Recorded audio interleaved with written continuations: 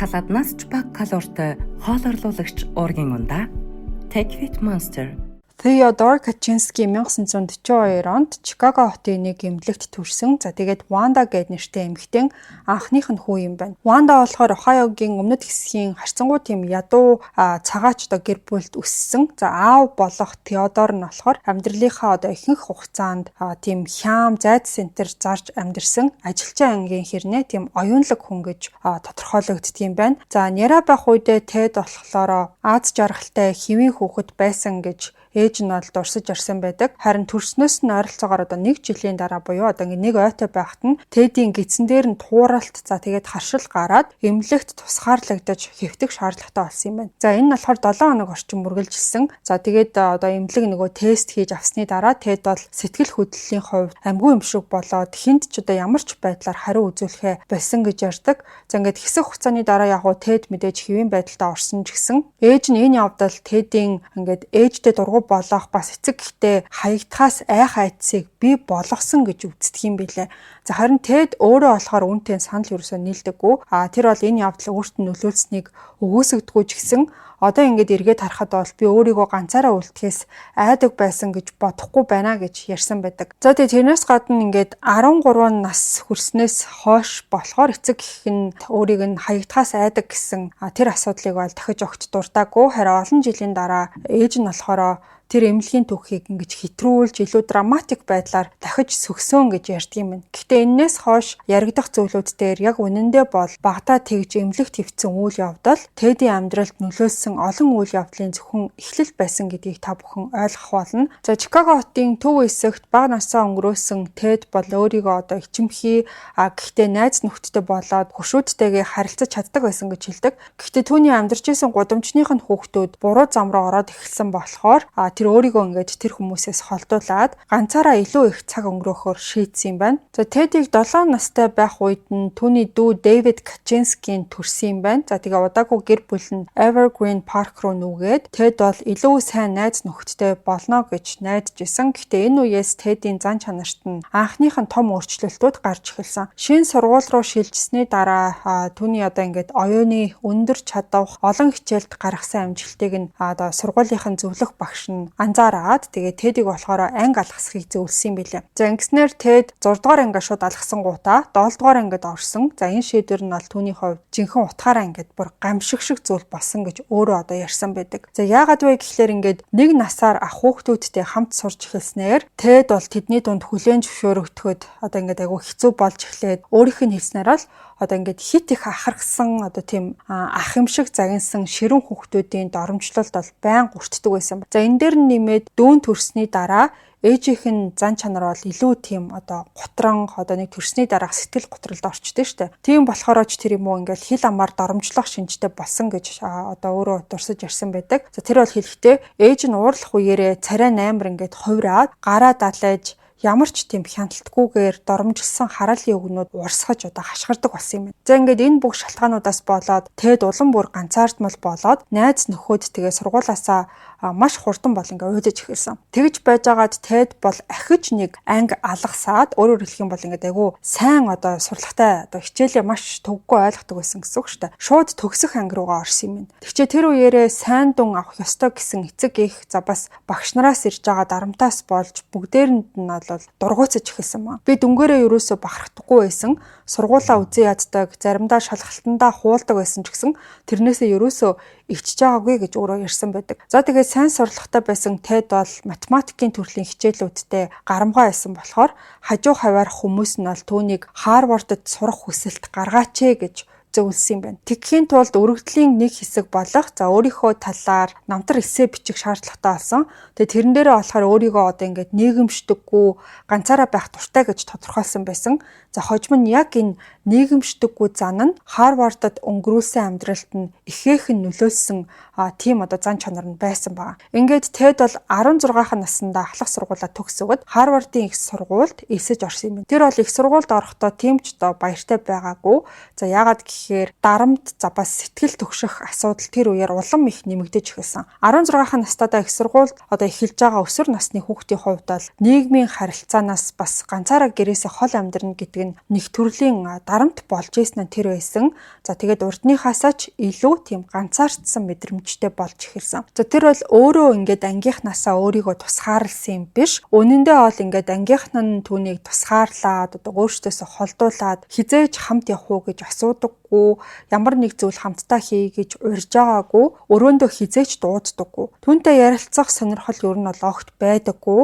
Ингээд эхэндээ болохоор тэд сургуулийнхантайгаа найзлахыг оролдож исэн ч гэсэн тэд нар бараг ямар ч хариу үйлдэл үзүүлээгүй гэж өөрөө ярьсан байдаг. Харвардад орсныхоо 2 дахь жилдээ тэд болохоор өөрөө ингээд эрүүл ухаан саруул энгийн хүн шиг бодож сэтгэдэг гэдгээс үл хамааран стрессийн үед хүмүүс яаж хариу үйлдэл үзүүлдэг гэдгийг хэмжих тийм сэтгэл зүйн туршилтанд оролцохоор болсон. Өөрөө саналаараа биш бараг ингээд ятгаад тийм зүйлд оруулсан юм байна. Туршилтанд оролцсон оюутнуудаас өөрсдийн одоо хувийн үнэт зүйл за үзэл бодлыг ингээд дэлгэрэнгүй бичсэн тийм эссе өгөхийг шаарддаг байсан юм байна л да. Тэгээ дараа нь тэр эссег нь ашиглаад тухайн одоо оролцсон хүмүүсийг байцаагаад шүүмжлээд бараг л ингээд хүсээгүй багт нь хүчээр дайрдаг байсан гэж ойлгож болно. За энэ туршилтыг тийм одоо маш өргөн хүрээтэй хувь хүнийг доромжилсан шинжтэй гэж дараа нь бол тодорхойлсон байдаг. Оюутнууд яг энэхүү туршилтыг 1 жил үргэлжлэнэ гэж бодож исэн ч үнэндээ бол 3 одоо хичээлийн жил үргэлжилсэн юм байлаа. Тэд бол нийтдээ ойролцоогоор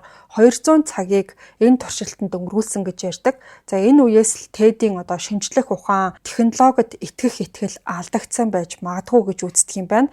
За TED бол өөрөө хэлэхдээ тэр туршилт тэгээ оролцсон хүмүүсийг үзэн яддаг байсан ч гэсэн амьдралд нь онцгой нөлөө үзүүлээгүй гэж ярьсан. Яг юу түүнийг ингээд технологийн эсрэг үзлийг бий болгосныг нь тодорхойлж хэлэх боломжгүй байдаг ч гэсэн Харвардад одоо сурч ирсэн хугацаанд нь хувийн асуудлууд бас нийгмийг шүүмжилсэн бодлууд нь тэр чигтээ нийлээд түүний одоо ингээд уур хилэн ганцаардлыг нь тайлбарлах нэг төрлийн онол бий болгоход хүргэсэн байх гэсэн таамаг бас байдаг. За нэг талаасаа бол тэр гэр бүлээсээ улам бүр холдоод тэгээд сүлд ингээд дургуйцах болсон. За урд нь одоо ярьж ирсэнчлэн тэр бол ээжигээ хил амбаар ингээд өөрийг нь дарамжилдаг болсон гэж үздэг. Бас Харвардад ингээд сайн сурах, янз бүрийн одоо ийм клубүүдэд оролцох гэх мэт зүйлүүдээс бол маш их дарамтыг мэдэрчээсэн байгаа. Нийгмийн харилцааны хувьд ч гэсэн байдал ерөөсөө дээрдэггүй, бусад оюутнуудаас улам бүр тусгаарлагдсан юм шиг санагддаг болсон. TED-ийг хамгийн их зовоодог зүйлүүдийн нэг нь болохоор Харвардын орчиндох их зантай тийм дээрэнгүү хандлага байсан гэж тэр бол өөрөө хэлдэг. За нөгөө талаасаа болохоор Харвардын тэр одоо хичээлүүд, за уншлагууд улам бүр тийм одоо гүн гүнзгий сэдв рүү орж эхлэхийн хэрээр технологи, шинжлэх ухаан гэдэг зүйл нь байгаль болон одоо хувь хүний эрх чөлөөг устгаж гин гэж итгэх болсон юм байна. За ер нь бол Харвард өөрөө одоо энэнд нь маш том хувь нэмэр оруулж байна гэж үзсэн байгаа. За Харвардад суралцж дуусах үед TED-д бол University of Michigan-д оюутнуудад хичээл заах ажил санал болгож исэн юм байлээ. Тэгэхээр ингээд сурлагын хувьд энэ хүн үнэхээр онцгой байсан гэсэн үг. Гэхдээ тэгээд хичээл заах гэхээсээ илүү TED болохоор тэнд нөгөө магистрийн дараах боловсрал эзэмшихээр шийдсэн юм байна. За тэгээд Michigan хотод байх хугацаанд TED болохоор математикт улам бүр ингээд сэтгэл дундуур болж эхэлсэн. За түүний хувьд бол ингээд цэвэр математик гэдэг зүйл нь зүгээр л нэг тоглоом юм шиг санагддаг байсан. За энүүгээр ингээд амьдралаа авч явахыг хүсэхгүй байгаа гэдгийг ингээд өөрөө ойлгосон юм. Гэхдээ тэр хэрвээ би математикчийн замналаа орхих юм бол цэрэгт татагдана гэж хэлсэн байдаг. За тэр үед болохоор нөгөө Вьетнамын дайн олон жил үргэлжилж ийсэн. За TED-ийн хувьд ингээд одоо дайнд явдаг ч юм уу тэрнээс өмнө ингээд цэрэг татагдаа цэрэг болно гэдэг нь хин нэгэнд захирагдаад дуулууртай юм боол болохтой одоо яг адил хийж боддог байсан юм. Тэр хизээч ийм зүйлийг хүсээгүй харин ч бүр эсрэг байр суурьтай байдаг байсан. За тэгээд TED-ийн хувьд бол амьдрал бас карьерийнхаа талаар ингээд ямар ч одоо найдлагагүй, ерөөсөө энэндээ найддаггүй тийм төрлийн мэдрэмжтэй болж эхэлсэн ч гэсэн гинэт л яагаад ч юм ингээд урд урдныхаас улам илүү өөрчлөгдөх тийм зүйл бол өөрт нь ингээд мэдрэгдэж эхэлсэн байна. За тэрийг юу гэж тодорхойлдог вэ гэхээр ирээдүйн надад тэр чигтээ хоосон юм шиг санагдчихсэн болохоор өгсөн ч хамаагүй гэж бодож эхэлсэн. Тэгээ би өөрөөсөө яагаад би сэтгэл зүйчээ эсвэл үзэн яддаг өөр хин нэгнийг алж болохгүй гэж асуусан байгаа байхгүй юу. Тэгээ ер нь бол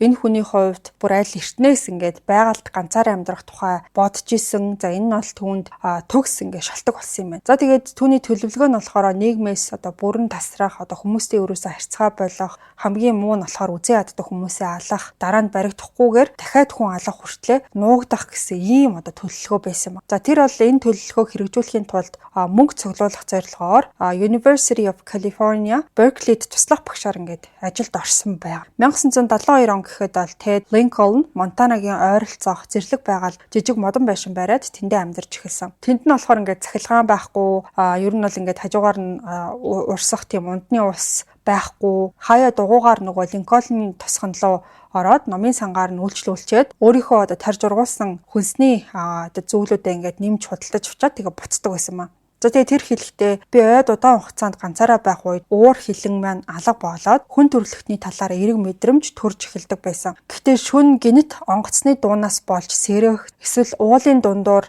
давхих мотоциклийн чимээ сонсох, эсвэл миний эрүүл мэнд атомын хаягдал хадгалах байгууламж хариуцдаг хүмүүсийн шийдвэрээс хамаарна гэдгийг санах үедээ энэ мэдрэмж маань алга болдог байсан гэж ярьсан. За ингээд цаг хугацаа өнгөрөх тусам Тед болохоор ингээд соёл иргэншил гэдэг зүйл түүний эргэн тойрны зэрлэг байгальд яаж нөлөөлж байгааг харж эхэлсэн. Ингээд 1975 он гэхэд тэр бол жижиг зангануудыг тавьж эхлэхээр болсон юм байна.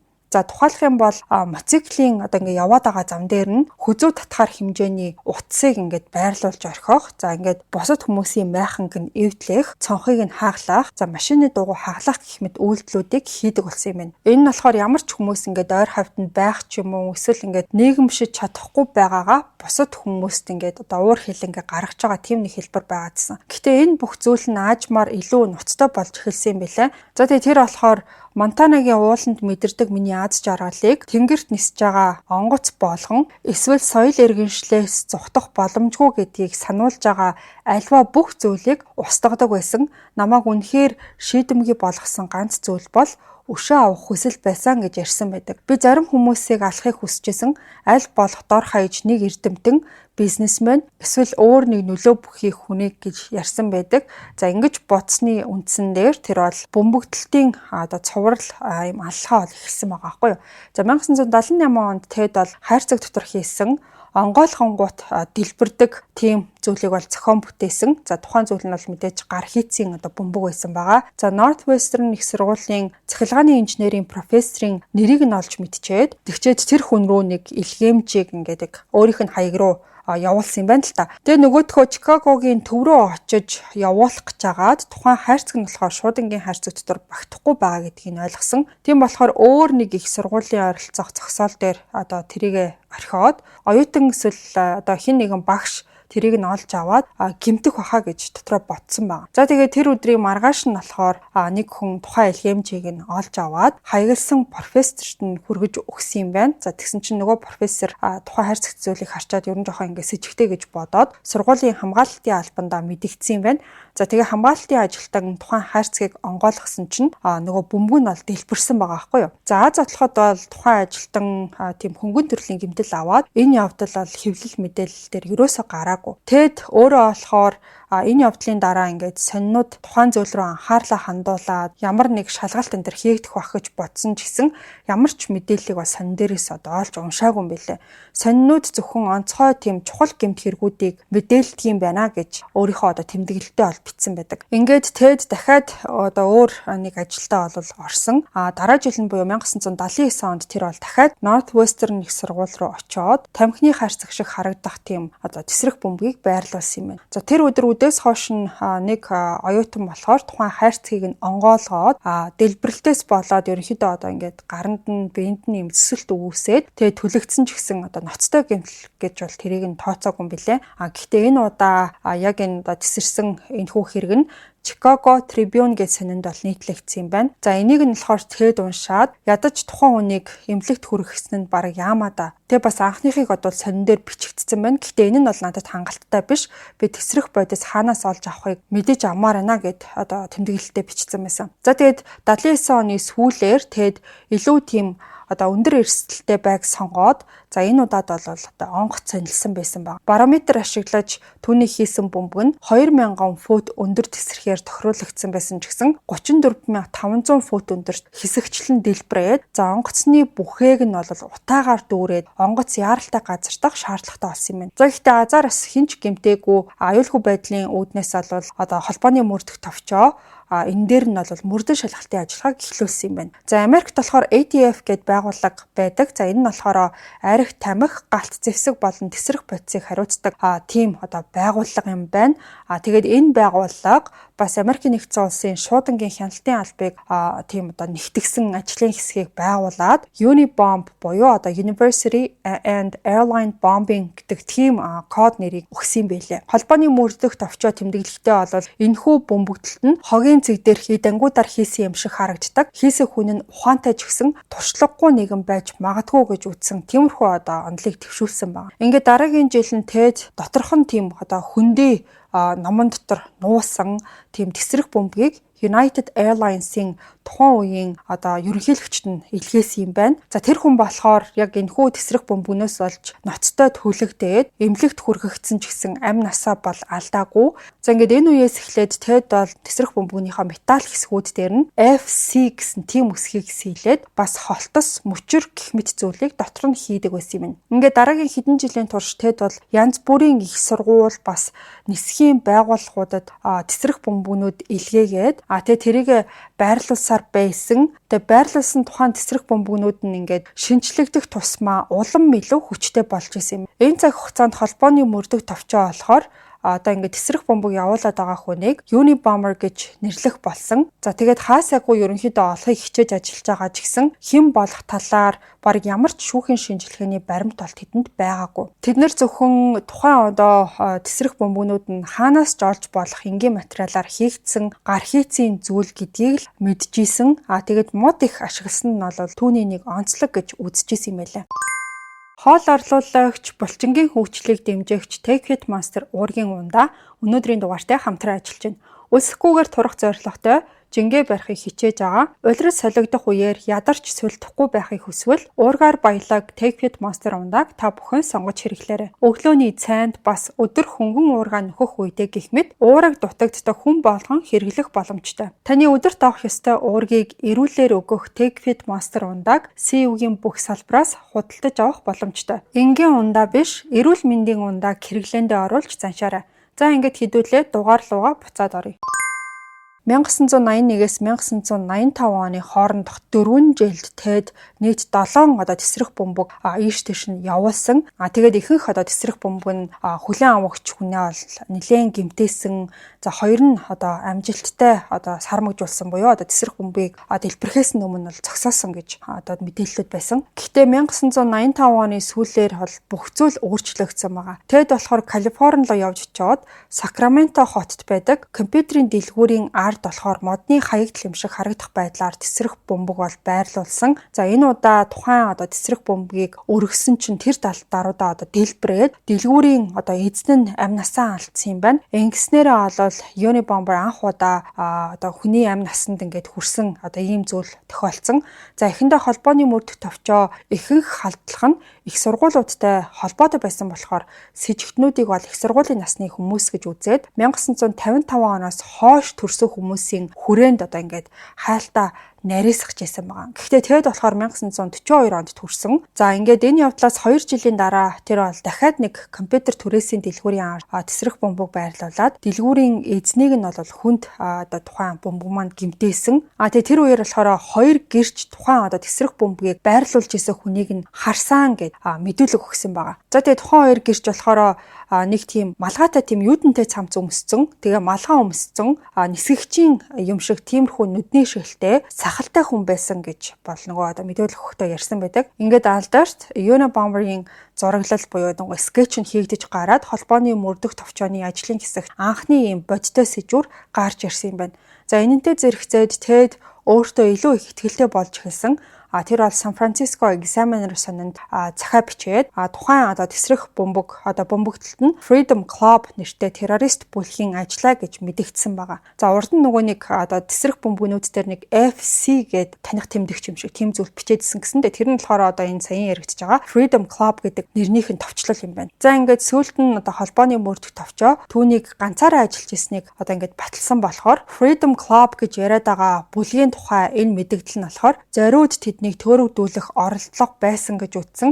За өөрийгөө жинхэнэ этгээд гэдгийг батлахын тулд TED зөвхөн өөрөө тэгээд холбооны мөрдөх товчооны мэдэх боломжтой дэлгэрэнгүй мэдээллийг өгсөн байлээ. Тэгчээ загтлынхаа төгсгөл болохоор өөрийнхөө зорилгыг тайлбарласан юм байна. За товчхондоо бол тэр бүлэг нь орчин үеийн ажилдуржсэн нийгмийг бүрэн устгахыг хүсэж гин гэж бичсэн байсан. За өөрөөр хэлэх юм бол ингээд онгоц, радио, асфальтын зам зэрэг зүйлсийг устгах тухай бичсэн байсан. Түүний хэлснээр бол нийгмийг элит бүлэг удирдсаар байгаа. Тэд нэр хувийн ашиг сонирхолгүй байсан ч гэсэн өөрсдийн бодсон зүйлээ хэрэгжүүлэхийн тулд бусдыг ашиглаж өөрсдөө удирдах шаардлагатай хിവэрэ байсаар байгаа гэсэн байсан. Гэхдээ энэ захаа нь сонинд бол нийтлэгдээгүй. Сонины газраас ч гэсэн ийм захаа хүлээж аваагүй гэж үгүйсгэсэн байсан. Ингээд энэний дараа TED бол 6 жилийн турш ингээд нам жим амьдэрсэн байлээ. За энэ хугацаанд бол бөмбөгдөлтүүд олон нийтийн анхаарлаас ингээд аажмаар замхраад холбооны мөрдөх товчоож гисэн Una Bomber гэж хүн хэн болохыг илрүүлэхэд ерөөсөө ахиц гаргаж чадахгүй байсан. Гэхдээ TED comeback хийхдээ буюу ингээд нам жим амьдарч ийснаа буцаж гарч ирэхдээ бүр илүү их хүчтэй эргэн ирэлт хийсэн байгаа юм л та. 1993 оны нэг амралтын өдөр тэр бол 2 тесрэх бөмбөгийг ингээд явуулсан. За нэгийг нь болохоор генетикч Charles Epstein гэдэг хүн байсан. За нөгөөх нь болохоор нэр хүндтэй компьютерийн эрдэмтэн David Gelernter гэдэг хүн байсан. За эхний тесрэх бөмбөг дэлбэрэх үеэр Charles Epstein гэдэг хүний гар нь хугараад 3 хуруу тасарсан юм байна. За хоёр дахь бөмбөг нь болохоор нөгөө David гээд компьютерийн эрдэмтний баруун гараа ашиглах боломжийг нь ингээд үгүй болгосон. Тэгээд тэр хүний болохоор нэг нүдний хараа, нэг чихний сонсголыг нь ингээд тэр чихт нь үгүй хийсэн ийм нэг аимшигтай зүйл болсон. За TED болохоор тэр нөгөө компьютерийн эрдэмтэн гэдээсэн Дэвидийн тухай харьцангуй өөрөөр бичсэн байдаг. Тэгээ юу гэж бичсэн байсан гэхээр Дэвид бол энгийн нэг хэвшмэл хүн биш, харин маш ухаантай, бодлоготой, авьяастай, мэдрэмжтэй хүн. Би түүнийг ийм зүйлд өртөх ёстой гэж бодсон ч гэсэн хөнгөн хуумгай хандъя гэж бодоагүй. Түүний талаар байнга хоёрдмол мэдрэмжтэй байдгаа гэж бичсэн байдаг. Тэгээ өөрөөр хэлэх юм бол энэ Дэвид гээд хүнийг айгүй хүндэлдэг, ухаантай хүн гэж боддог мөртлөө тесрэх бөмбөгт нь өртөх ёстой хүний нэг гэж бодсон байгаа. TED-ийг бөмбөгтөлт хийсээр байх үеэр бол Earth First гээд байгаль хамгаалах бүлэг бас идэвхтэй байсан юм билээ. За энэ бүлгийн үйл ажиллагаа бол нэлээд тийм ширүүн шинжтэй байсан болохоор зарим хүмүүс энэ бүлгийн хүмүүсийг тухайн нөгөө Una Bomber-тай холбоотой гэж үздэг байсан юм байна. Тэгээ бүр тухайн үед зарим Earth First бүлгийн гишүүд Una Bomber-ыг дэмждэг байсан. За бас TED өөрөө ч гэсэн энэ бүлгийг сонирхдаг байсан ч гэсэн яг өөр шиг нь бол энэ бүлэг тийм ховсгалч ерөөсөө биш. Зүгээр л зөөлөн өөрчлөлт хүсэгчд гэж үздэг байсан юм. Тэгчээд тухайн бүлэгт илгээсэн нэг загталтай болохоор жижиг газар нутгийг хамгаалахад биш, харин аж үйлдвэрийн системд илүү их хохирол учруулахад анхаарах хэрэгтэй гэж зөвлөсөн юм байна. 1994 болон 1995 онд илгээсэн сүүлийн 2 тесрэх бөмбөг нь түүний хамгийн хүчтэй нээсэн юм байна. За эхнийх нь болохоор Exxon гэдэг нэртэй компани газрын тосны ослын дараах тухайн компани нэр хүндийг сэргээхт нь оролцож исэн сурталчилгааны менежер Thomas Moser гэдэг хүнийг бол анилсан байсан. За тэгээд энэ хүнд явуулсан тесрэх бөмбөг дэлбэрэх үеэр нь эхнэр охин хоёр нь яг хажуугийнхаа өрөөнд уг нь байсан юм байлээ. За тэгээд бөмбөгдөлтийн үеэр бол түүний эхнэр нь галтгооныхоо шалан дээр нас барьсан байдалтай олцсон. Тэгээд тухайн өдөр очисон цагдаа нар бол энэ үйл явдлыг маш аимшигтай байсан гэж дурдсан байдаг. За TED-ийн илгээсэн хамгийн сүүлийн тесрэх бөмбөг нь болохоор Калифорнид байдаг модны үйлдвэрийн нэг тийм захирал Gilbert Murray гэж хүнд бол зориулагдсан байсан. За тэр илгээмжийг онгойлгож үзээд тухайн өмнө болохоор ажлын өрөөндөө нас барсан юм байна. За энэ нөхөл болохоор Una Bomber-ийн бөмбөгдөлтийн төгсгөл болсон ч гэсэн TED бол энэ зүйлээр бүхнийг зогсоогоогүй. 1995 оны 4-р сард тэр бол хэд хэдэн сонинлуу захаа бичээд 29,000-аас 37,000 хүүхдэд маш тийм урт нийтлэл бичсэн.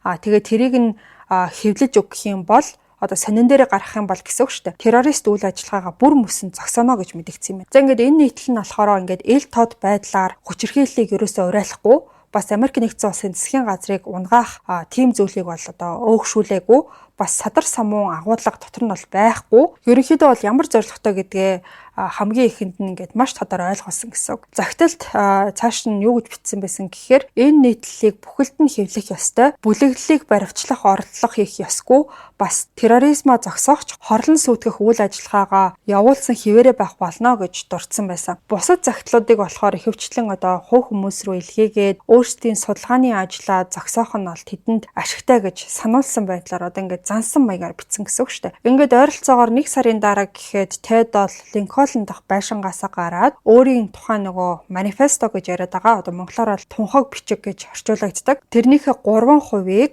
The New York Times, The Washington Post, The Penthouse гэж сэтгүүлүүд рүү явуулсан байгаа.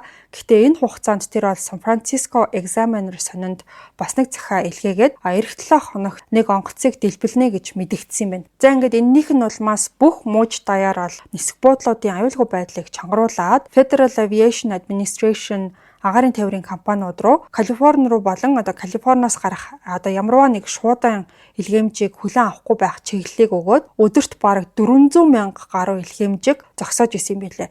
Гэхдээ аль ч илгээмжнээс нь бол тесрэх бомбог алдаагүй бас ямар ч тэм дэлбэрэлт бол болоог байгаа. За тэгээд дараа нь New York Times илгээсэн одоо өөр нэг захидалтай болохоор Unabomber олон нийт богино ой санамжтай байдаг учраас бид өөрсдийгөө сануулахын тулд сүүлийн нэг тоглоомыг эхлүүлсэн. Гэхдээ бид саяхан онгоцонд бомбог байрлуулах оролдлого бол хийгээгүй гэж бичсэн байсан. Ингээд ийм байдлаар олон одоо сонин хэвлэлтэй захидал солилцсны дараа бас нөгөө тунхаг бичгийг хэвлэх хэсэг талаар 3 сар орчим нухацтай одоо хэлэлцсэний эцэст The Washington Post 9-р сарын 19-ний дугаартаа тухайн одоо нөгөө манифестог нь нийтлсэн юм байна. За энэ нь болохоор ажил дүүрийн хувьсгал болон түүний үр дагавар нь хүн төрөлхтөнд сүрэл авчирсан гэсэн одоо ингээд алдартай болсон өгүүлбэрээр нь одоо эхэлдэг юм байна.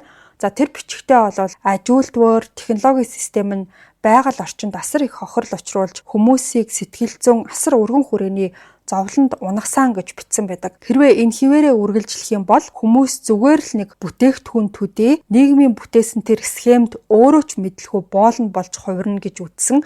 Тэгээд TED-ийн шийдэл нь болохоор засгийн газрыг унгаах биш харин нийгэм болон эдийн засгийн суурийг доктортой болгох явдал байсан. За түүний эхний том шүүмжлэл нь болохоор орчин үеийн одоо зүүнний үзэлтэн гэж яриад идэв штэ. Тийм үзэл санаанд л одоо чиглэсэн байгаа. Тэр болохоор зүүн үзэлтнүүдийг өөрсдийгөө дутуу үнэлэх хит мэдрэмтгий байх зэрэг шинж чанартай гэж бол тодорхойлсон байдаг. За тэгээд ихэнх зүүн үзэлтнүүд нийгмийн хүлээлтэнд нийцхийг хүсдэг ч гэсэн гаднаа эсэргүүцэх юм шиг харагддаг гэж бичсэн байсан. Тэр бол цагаан арьстай зүүн үзэлтнүүд хар арьстай хүмүүсийг эрдэмтэн, удирдах албан тушаал зэрэг өндөр байр суурьтай ажилд оруулахыг дэмждэг гэсэн тэр жишээг нь бол дурдсан байдаг. За үүнийг тэр бол цагаан арьст дундаж давхаргын үнэт зөвлөлд хар арьстай хүмүүсийг нийцүүлэх тийм оролдлого гэж үзсэн юм байна. Ингээд түүний манифестог шүүмжлэгчд болохоор Unabomber яагаад зүүн үзэлтнүүдийн талаар ингэж наривчилж бичсэн юм бэ гэж асуусан. За яагаад гэхээр тэр бол ингээд нийгмийг уг нь бол бүхэлд нь авч үздэг тийм төрлийн одоо үзэл бодолтой хүн байсан. Тэгээ эцэст нь энэ нь түүний гол санаатай бүрэн ямар ч юм холбоогүй зарим хүмүүсийн үзэж байгаагаар бол зүгээр л ингээд өөрийнхөө дотроо бодож байсан бухимдлаа гаргасан юм шиг санагддаг юм байна. За дараа нь тэр бол орлуулах үйл ажиллагаа гэж нэрлсэн зүйлээ тайлбарласан. За орчин үеийн хүн үндсэн хэрэгцээгээ хангахад их хүчин чармаалт гаргах шаардлагагүй болсон болохоор өөрийгөө завгүй байлгахын тулд хиймэл зорилго бий болгодгоо гэж тэр үздсэн байгаа. За энд нь болохоор шинжлэх ухааны судалгаа, спорт, амжилт гэх мэт зүйлүүд бол орно. Ингэснээрээ хүчний процесс буюу зорилгот хүрэхийн тулд хүчин чармаалт гаргах байгалийн үйл явц алдагдаад хүмүүс энэ мэдрэмжийг өөр зүйлээр орлуулж мэдрэхийг оролддгоо гэж тэр тайлбарласан. Тэр бол Америкууд энэ одоо хүчний процессыг армийнхаа амжилт, корпорац, улс төрөөр дамжуулж орлуулж одоо ингэж өөрсөндөө мэдэрдэг гэж жишээ одоо татсан байсан.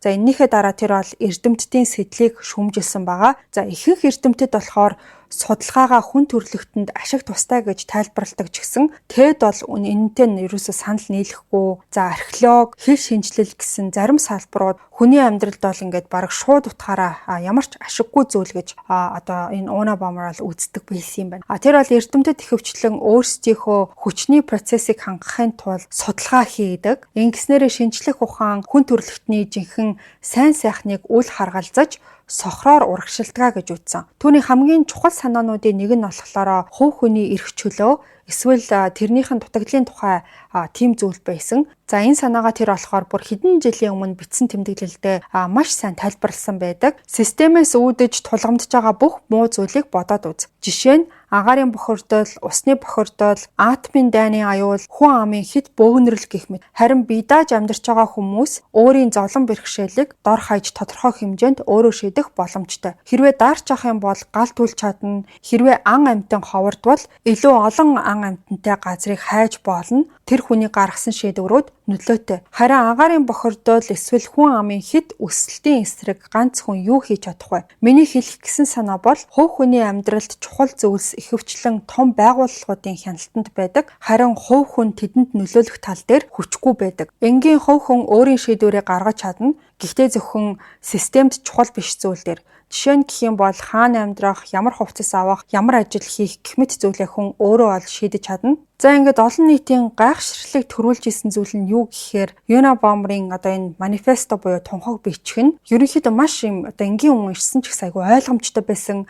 Зарим талаараа бүр ингээд хүлээн зөвшөөрөх хэмжээний байсан явдал нь олон жил үргэлжилсэн одоо маргааныг хойноосоо бас дагуулдаг юм байлээ. Мэдээж хариу үйлдэл нь бол янз бүр исэн. Зарим нь болохоор тухайн одоо манифестог маш сайн судалгаатай төвлөрсөн бичвэр гэж үзсэн байдаг бол зарим нь түүний хийсэн одоо тесрэх бөмбөнүүд өөрийнх нь тэр одоо өгөхгүй нийгэмд ойлгуулах гэдэг тухайн өөрийнхөө мэдрэмжийг илүү сулруулсан гэж шүмжилсэн байт юм билээ. Харин бус нь болохоор түүнийг зүгээр л шоронд хорих ёстой гэж үзэжсэн. За бас нэг хүн одоо энэ Unabomber-ийн талаар ярихдаа холбооны мөрдөх товчоо бүр 17 жилийн турш 3 хүний амнаас 23 хүн ингээд шархтчаад байхад хүртэл тэр хүний талаар ямар ч сэжвэр олж чадаагүй. Энэ уурт уйдгартай мөрдөн байцаалтын явцанд хин нэгэн тухайн бичвэрийг уншаад би энэ хүнийг урд нь сонсч исэн, энэ хүний яриаг би мэддэг, энэ хүн хэн болохыг нь бараг гадарлаж байна гэж хэлэх байсан гэсэн одоо юм шүүмжлэл гэхүү одоо юу гэх юм зүйлийг бол хэлсэн байдаг. Үндсэндээ бол холбооны мөрдөх төвчөө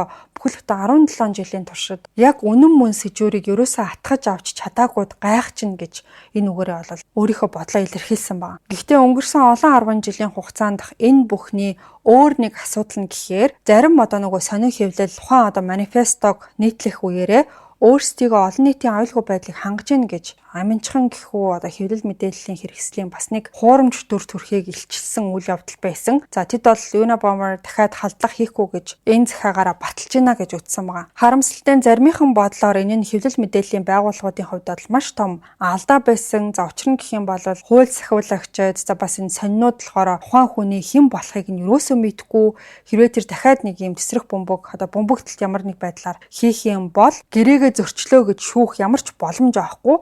За нэг ёсондоо бол ингээд чөтгөртэй гэрээ хийсэн юм шиг тийм байдалтай харагдчихсан. За тухайн одоо тунхаг бичиг буюу манифестогоос холбооны мөрдөх товчоо хэд хэдэн зүйлийг бол анзаарч харсан. За жишээлхэн гэх юм бол Unabomber broad chick гэсэн ийм үгүүдийг бол ашиглаж ирсэн нь тэдний анх бодож ирснээс нь илүү тийм ахмаг насны хүн байж магадгүй гэдгийг илтгэжсэн.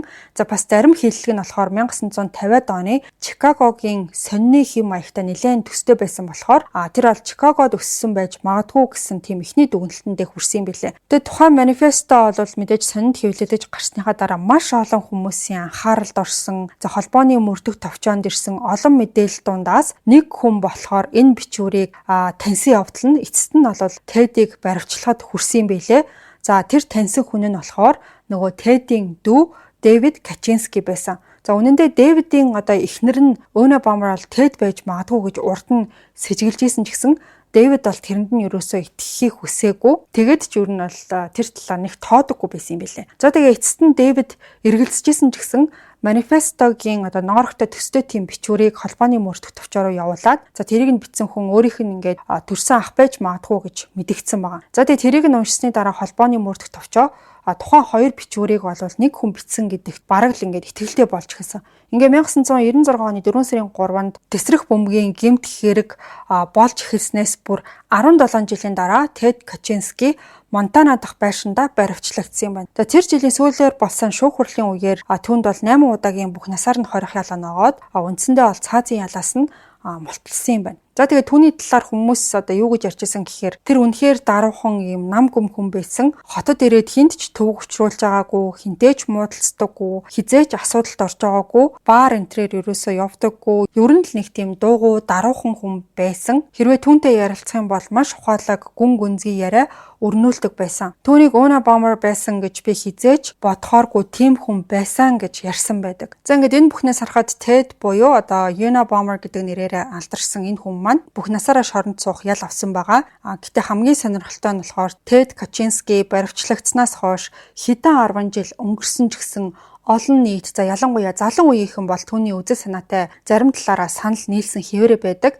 За зарим нь бүр түүний санаа өнөөдрийг хүртэл ингээд урд урдаасаа илүү бодтой тийм хамааралтай болсон гэж үздэг юм байлаа. За хүн төрөлхтөнд технологийн өргөн хэрэглээ ямар үр дагавар авч ирснийг бас цаашдын хөгжлийн үр нөлөөнөөс ихэнх хүмүүс бол тодорхой хэмжээнд айж имэж байгаа гэдэг нь бол үнэн гэж хаардаг. За олон залуучууд ингээд манифесто дээрх технологийн эсрэг үзэл санаа бас түүний нийгэмд үзүүлж байгаа сөрөг нөлөөг өөрсдийн амьдралтай холбож ойлгодог юм байна. За багасаа ингээд дэлгэцийн хамааралтай болцсон, хаа сайгүй дэлгэцээр хүрээлэгдсэн, бараг тасралтгүй шахам ингээд өдөр болгон мэдээллүүдийг одоо өөрлөгөө урсгаж авч идэг. Бодит амьдрал дээрх харилцааны ур чадвар маш тийм дутмаг болсон энэ үеийнхэн бол өөрсдийгөө технологийн одоо хит тийм баригдсан тийм зүйлээр бол мэдэрдэг гэдгийг хүлээн зөвшөөрдөг. Бас тэд бол уур амьсгалын өөрчлөлтийн талаарх айдас нь бол урдныхаас илүү их нэмэгдсэн, уламжлалт улс төр бодит асуудлуудыг шийдэхэд бол хангалтгүй юм шиг санагдах тийм цаг үед өсөж торинсон гэдгээ